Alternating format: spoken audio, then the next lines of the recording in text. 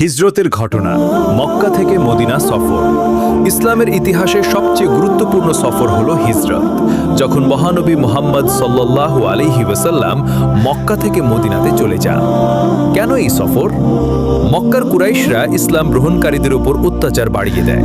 তারা রাসূল সাল্লাল্লাহু আলাইহি ওয়াসাল্লামকে হত্যার পরিকল্পনাও করে।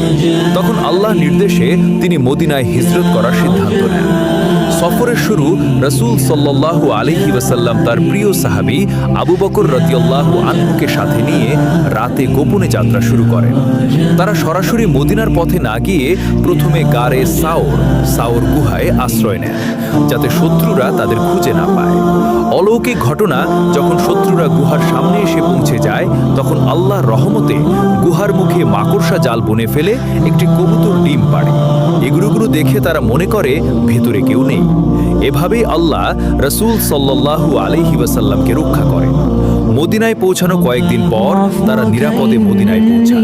সেখানে মানুষ আনন্দের সাথে রাসূল সাল্লাল্লাহু আলাইহি ওয়াসাল্লামকে স্বাগত জানায়।